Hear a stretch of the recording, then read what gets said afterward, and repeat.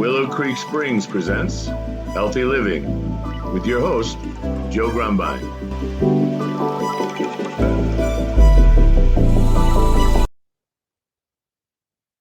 Well, hello and welcome back to the Healthy Living Podcast. I'm your host, Joe Grumbine, and I'm happy to have again in our studio Dr. Robert Hoffman. Robert, welcome back to the show. How are you doing today? Glad to be back, Joe.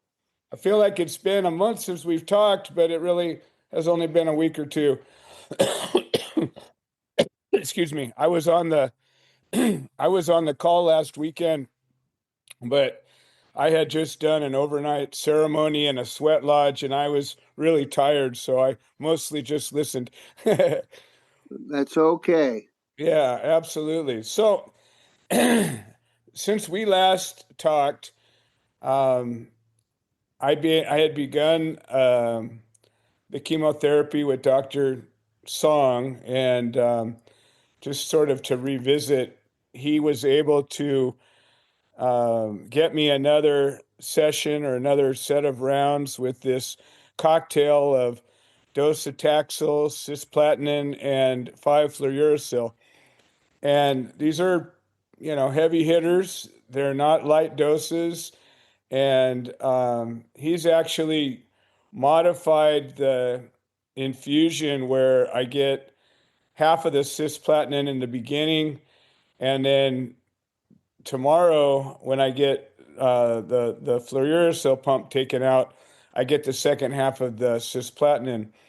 And as I mentioned before, Dr. Song apparently was one of the discoverers of this drug, so he knows it as well as anybody on the planet. And I've also come to learn that cisplatin is the primary chemo agent that they do use with radiation when they're doing the standard of care that they wanted to give me, which is 6 weeks, 5 days a week of heavy duty radiation. The chemo that they generally administer with that is cisplatin. So it's as you said, Dr. Hoffman, it's a workhorse. It's a standard drug that's been around for a long time. It can be very effective. Is that right? That's absolutely. It's a real workhorse. And Taking are workhorses. Docetaxel, which is a form of Taxol. Docetaxel, which is a form of Taxol. 5-fluorouracil is a fantastic workhorse. Yeah, apparently they use that as a topical as well. Decades and decades, and they've helped so many cancer patients. Yeah, I've heard they use the fluorouracil as a topical as well. They have multiple different ways that it can be administered. Oh yeah, that's right. So he's modified the way that I receive my chemo, and I believe that I'm handling it better this time. And it's so hard to say. There's so many variables in this. A lot of times we want to make assumptions. Just like Kuhn's, ideas and thoughts in Structure of Scientific Revolution, we associate one thing with another, but oftentimes we'll neglect all the different variables that are in front of us. And for me, my first 3 rounds, I went from having a giant grapefruit sticking out of my neck to more or less what I am now. So, and I was in a severely weakened state. And so the way that I dealt with the chemo, it was harder the first time around, I believe.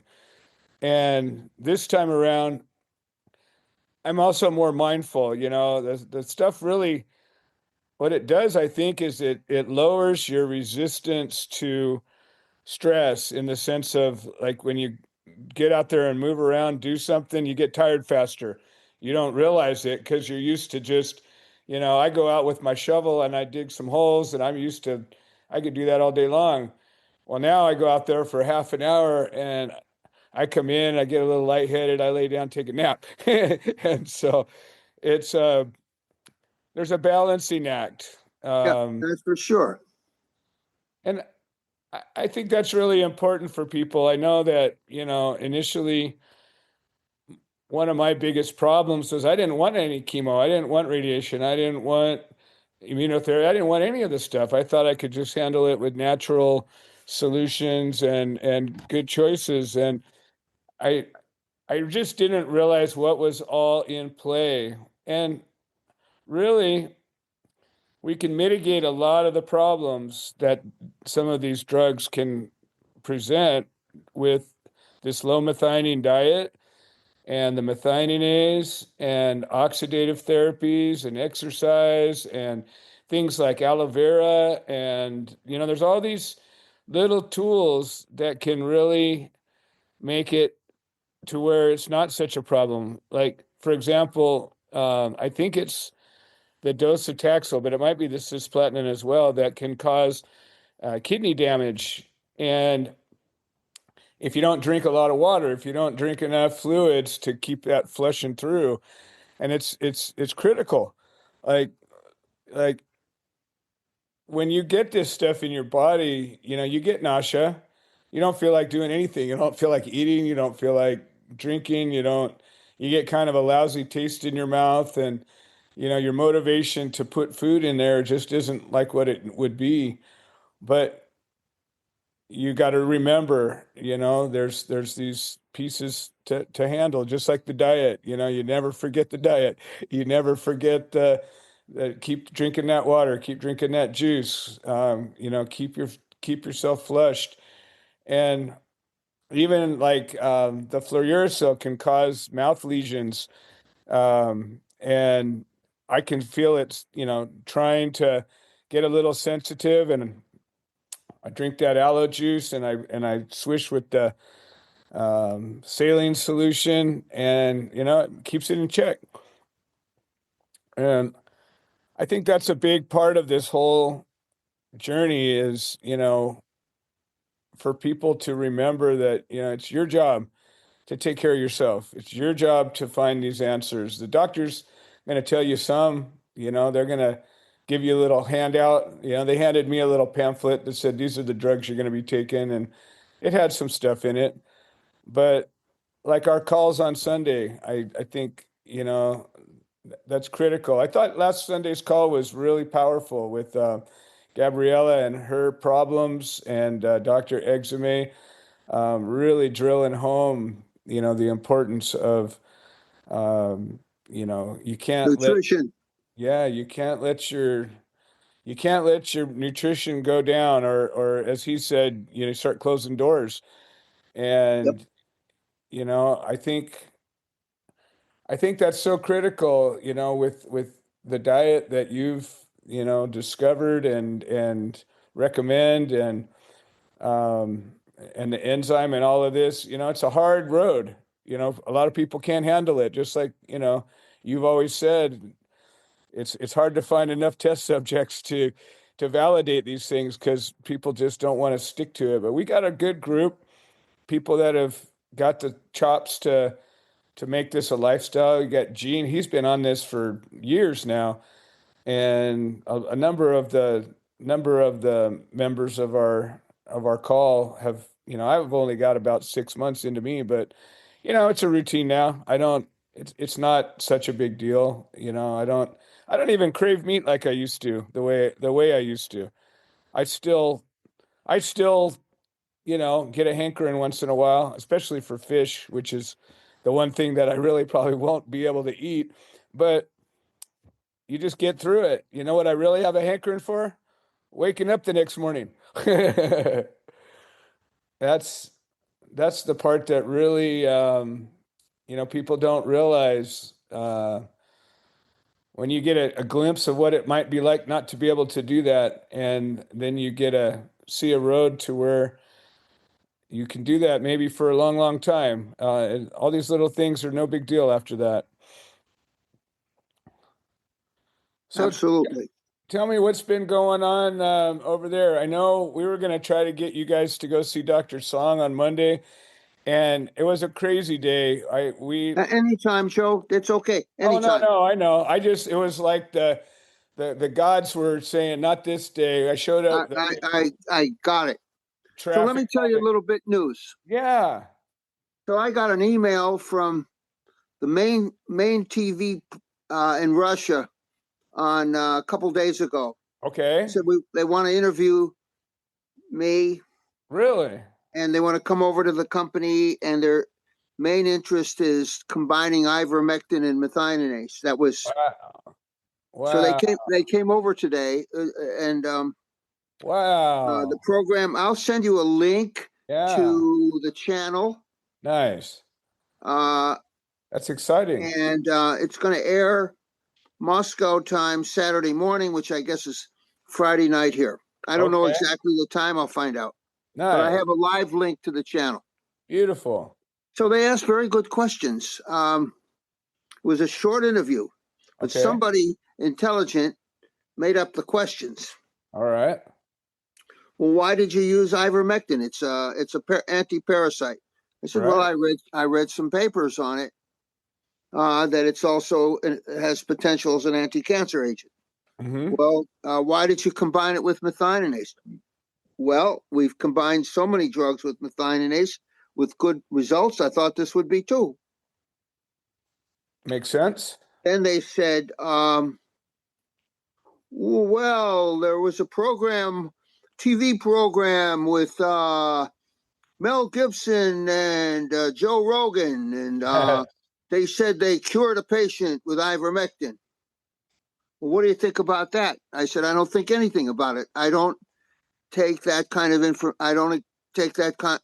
kind of information into consideration. I Right, said, right. my only information I take in are published results in peer-reviewed journals. I love it. Then they said, well, what do you think will happen if the patients start on this and refuse standard therapy? I said, we only use it with standard therapy. Mm-hmm. And if some patient wants to refuse standard therapy, I won't accept that patient. Right. So they ask very, very good questions. I like that. Nothing political, nothing. They just wanted to get the skinny on combining ivermectin, in our case, with methionase.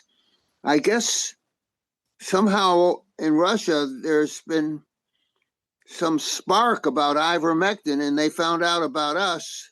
All And okay, so that was it. About 6 questions or so, and then right. they filmed it. And then they would in the film industry. I learned there's role A and role B. ROLL. Role A Right. is the interview, and Yeah. role B is going around the lab and seeing stuff. So Sure. the Dr. Han and Dr. Kim and Dr. Miyashi and took them around and showed them around. We have the glowing mice. We have purified golden methionase. We showed them the fermenter. Nice. So that's what was going on. So I like for it. me, I was very impressed when they said, they told me the Mel Gibson, Joe Rogan interview said one of them claimed they cured somebody with ivermectin. Right. And I said, I don't accept that kind of information. Exactly.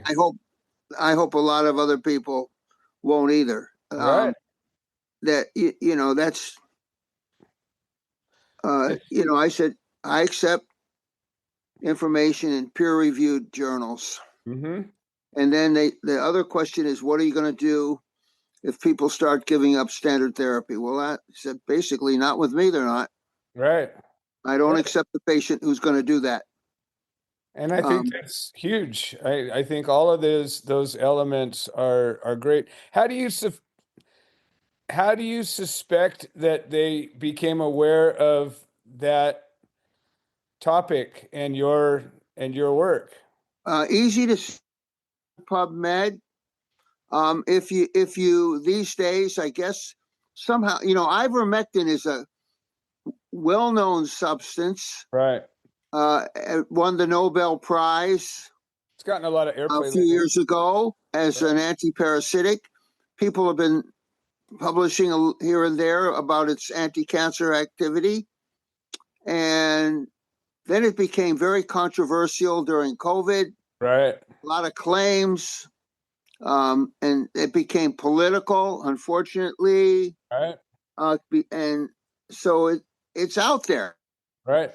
And so, maybe it takes a little longer for things to trickle over to Russia, but it's not surprising they know about it. And if you just Google ivermectin and cancer, we come up. Oh, there you go. All right. There's not that many, or go on Yeah. PubMed or whatever. So the lady, the kind of overarching producer, her name is Anastasia Lunkova. Okay. She knew me. I mean, she knew of me, dear Professor Hoffman, all that kind of I stuff. love it. She knew about me, All and right. I thought about it. I'm totally against Russia, what they're doing to Ukraine. Oh, I think yeah. it's just totally inhumane. But Right. I said to myself, I'm a cancer guy. Right. I want to help everybody with cancer, no matter what country they're from. Right. And the So I people are the decided to do it. people. I Yeah. thought about it a little bit. Yeah. And one of my Russian friends, who doesn't live there anymore, of course, chided me. He says, "You're helping the regime." I Wow. said, "Well, it could be looked at that way. I understand that, but I can't refuse to help a cancer patient." And I thought, what this interview will help maybe a whole lot of them. This the channel is NTV. I'm guessing they have tens of millions of viewers. I would So imagine they if don't have we a lot can, of out channels of over those there. tens of millions, they don't have that many channels. Right. Out of those tens of millions, we can catch a few to help out. One way, I have one patient in Russia. I was going to It's not ask you that. easy. It's not easy to send methionase there. You have Yeah. to send it to somebody in this country who hand carries it. And you can't Wow. fly directly there. You go through Armenia or Turkey or whatever. Wow. But we got it there in 2 or 3 days. And It handles the not being frozen okay for that long? oh yeah, oh yeah. The when it was purified, one of the first steps in purification is a heat step. Okay. So you know what happens when you boil an egg, right? It Sure. all the proteins solidify. It's a hard boiled egg. Oh, yeah. So when you heat the E. coli that is producing the methionase, uh, the huge majority of the proteins precipitate.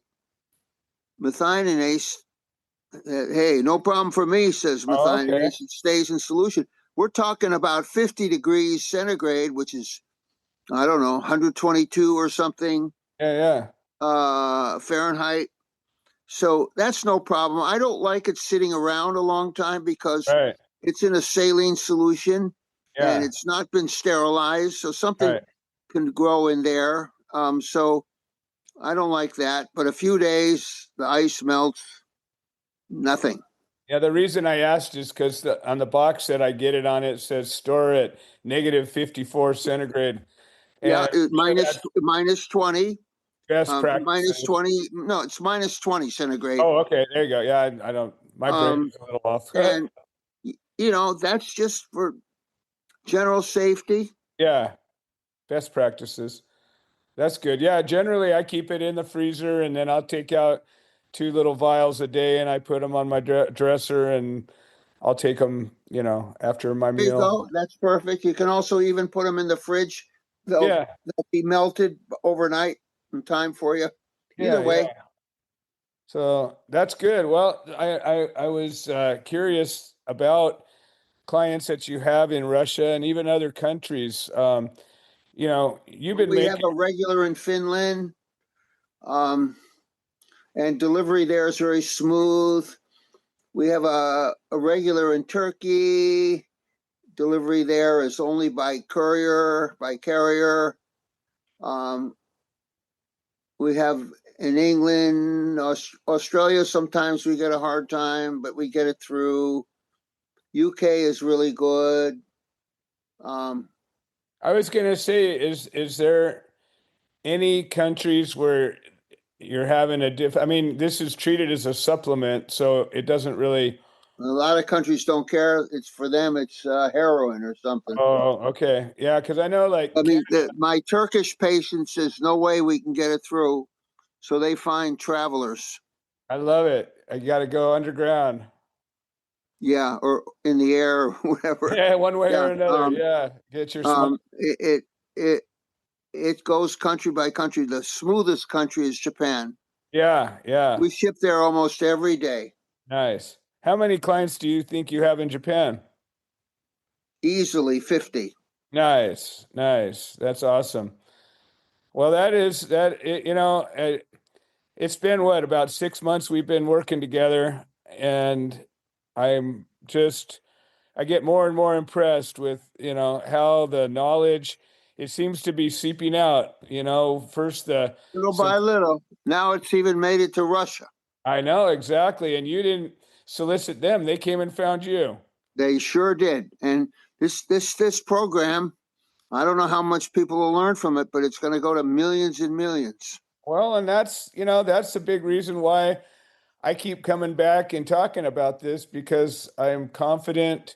In fact, I know that, this element of the methionine restricted diet and the methionase are instrumental in my healing. And, we've told this story, all the crazy roads I've gone up and down and in and out of, and, still navigating, but I know that once I came into this line of thinking and understanding, I still every day I talk to people then, and you hear the whole sugar story and the whole, the keto, and I just cringe, and I'm just like, Or you hear the people that say we don't need standard therapy. We're just going to do the keto diet. Or I mean, it's sad. well, and A lot of quacks out there, Joe, preying on these. They're predators. They prey on these poor people. The most vulnerable people in the world are the cancer patient. the crazy thing is, you get every once in a while a cancer will go away, and the Sometimes the cancer goes away, Joe, when exactly. you do nothing. It's called spontaneous remission. Exactly. But the point is that these people are doing a thing, and they attribute the cancer going away to that thing. And then they turn around and say, "See, look what I did. You can do it too." You And know what? It's like the guy who falls out from the seventh floor and survives. exactly. Uh, everybody would just jump and see how you do. These people that they smoke 3 packs a day, and they say, I know somebody that smoked 3 packs a day and he's 101. Yeah, Right. there's maybe one in a million. Exactly. You got the genetic There's lottery. always some outlier. Right. We're trying to find things that are relevant to a lot of people, not some extreme outlier. Well, when it comes down to it, we're looking for the most likely solution to your problem. And we're Which based is to help the standard therapy. Standard exactly. therapy has gone through billions of dollars of clinical trials and development and research. Of course, it has effectiveness, but it Right. needs more in maybe most instances, especially in metastatic cancer. So we're trying to make it work better. That makes Exactly. sense to me. Exactly. And that's really to me the maybe the most frustrating part is that, the paradigm hasn't shifted where the doctors, they won't go past their standard care. Well, And part of it is they don't want to take the risk, right, and they can. Dr. Song has been doing it for 40 years. He's still right. around. So it can God be bless done. him. It can be done. Right. Um, and but it's always hard to go out of the box. And they've been brainwashed with all this. They take a fellowship in oncology, Right. medical oncology. So they get paradigm leader there, and they get brainwashed and they get their guidelines, and it's really hard to move from that. As Thomas Kuhn says, up and down. And you saw how rigid they were at Irvine, Well, and Dr. Song UCI, talks about, so rigid. oh yeah, Dr. Song talks about their moving up the ladder inside the healthcare system. Well, in the university, that's the number one priority. Move exactly. Don't get kicked out. Right. Move up the ladder and don't get denied tenure, and get funding. That's what it's all about. The patient is way low on the priority list.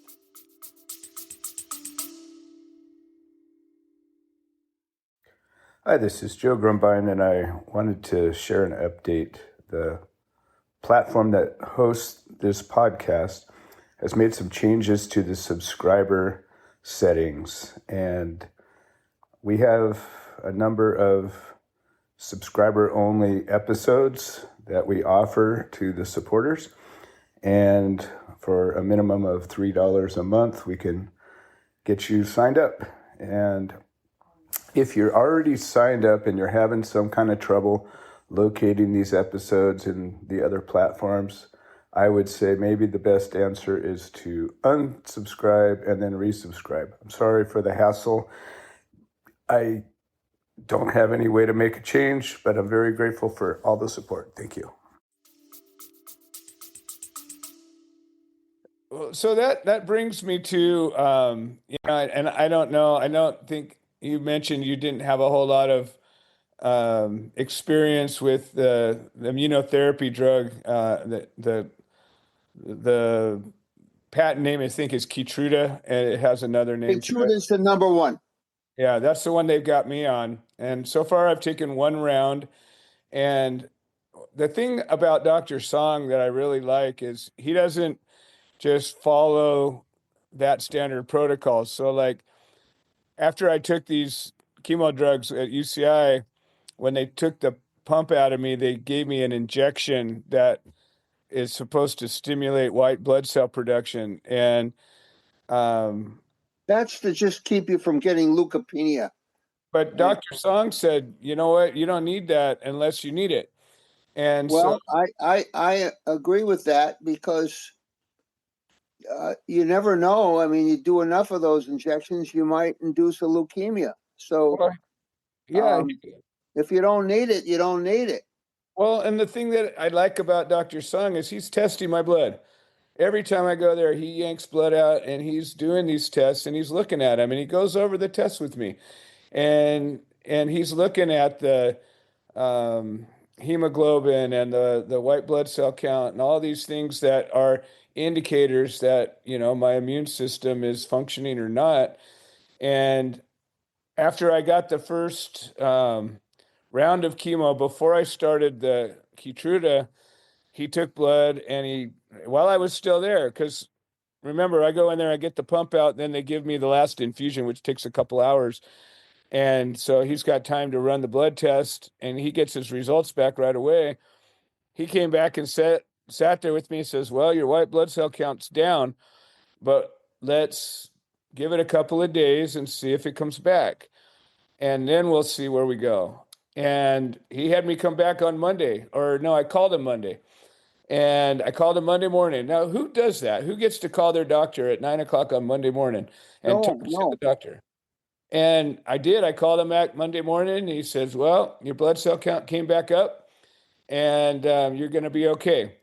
And you don't need the injection. And he even ordered an antibiotic for me just in case it kept going down and I had gotten some kind of an infection or a fever or something. He had a precautionary backup, said, well, if you feel cold, chills, fever, call me and I'll tell you what to do. But otherwise, just keep that on the shelf.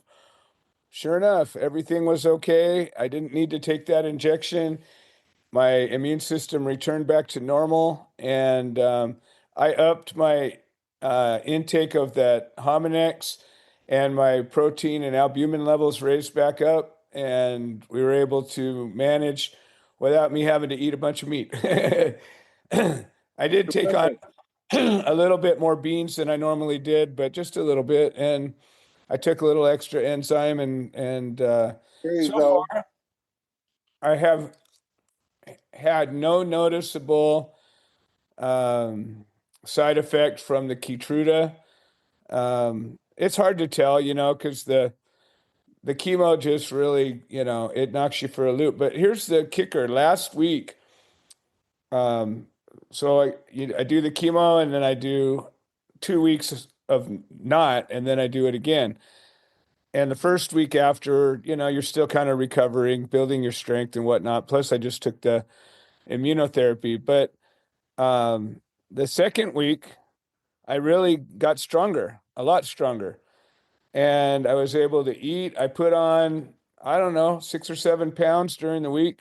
And I do the fast prior to the chemo, and that's a 3-day fast, 2 days before, 1 day after. And it's hard, when you're trying to keep your weight on and you're fasting and balancing all of that. And that's why it was real important for me to get that extra weight so that I had something to lose. And it worked. I was able to pull it off, and I I only lost, I think I gained 7 and lost 5. So Terrific. +2. yeah, I ended up +2, and I'm already pretty much back to where I left off. So I'm managing my weight in spite of the nausea, in spite of the chemo mouth, and I think it's really just important for listeners to know that there are answers. There are, I deal with this Facebook group of squamous cell carcinoma survivors, and it's just story after story of I just got through 7 weeks of radiation. I just got through 6 weeks of chemo radiation. I have a feeding tube. I can't swallow. I have a pasty saliva. I have all these, my jawbone broke. I had to get my jaw replaced. I had massive surgery. I've got, my nose is gone. My throat has got a giant hole in it. All these just horror stories. And little by little, I'm getting through to a couple of people here and there. And I just say, well, I did this. If you want to learn more, I can tell you. And I've little by little, I'm getting a couple people asking questions. Mostly it's very supportive. People are, being supportive of each other. But I just think that these very same people are talking about their keto diet. They're talking about, eating all this protein. And, I want to yell and That's scream, what but they've been brainwashed to do. yeah, yeah. And, I understand your immune system needs protein, your body needs protein, but Jesus, if you look at the store, you look at restaurants, we are just bombarded with protein. Like everywhere you look, it's protein. It's like raining protein wherever you go. And I never even thought about it until, I became aware of this, till that light turned on, and I realized that, it's really easy to get plenty of protein. You don't need all the protein that people are eating. And You need maybe 10 times or 20 times less. yeah. And it's all marketing. It's all, these fads, diets, and all this stuff. And I just, I just can't help but think that this work we're doing, these conversations we're having, if one person each time we put out one of these shows says, maybe I should do a little research, even if that's all that happens, it makes this time well worth it. What do you think? You bet. Awesome. Well, Robert, I'm going to see if I can stop by. I don't know what your day is like tomorrow, but I want to at least maybe pop by tomorrow after I'm Give me a done. call. I think I'm good. Give me a All call. right. Just swing by to say hi. And I'd love to see you, Joe. all right. Well, Let's try Robert, to work it out. I'm around as all right. always. Beautiful. I appreciate everything you've done. I appreciate you taking the time to share your thoughts with everybody. And most Well, important, it goes without saying, Joe. Goes I, without saying. I appreciate all the work you've done, spent your whole life doing this, and you've been part of the salvation of my body here. So thank you so much. Well, Joe, it's my honor. All right. Well, this has been another episode of the Healthy Living Podcast. I'm your host, Joe Grumbine. Robert, as always, thank you for joining us. My pleasure, Joe. Looking forward to the next one. All right, we'll see you Always guys my next. pleasure. All right. This has been another episode of the Healthy Living Podcast. We produce this show so that people can share their stories, people that have overcome obstacles, people that are undergoing obstacles. We're building a community of health-minded individuals. If you're interested in supporting the show, please leave a review on the platform you're listening to it on. If you're interested in becoming a guest, please send an email to itsjoegrumbine@gmail.com, or you can send a note into the notes section of the podcast. All right. Well, thank you for supporting this show, and we hope you've enjoyed it.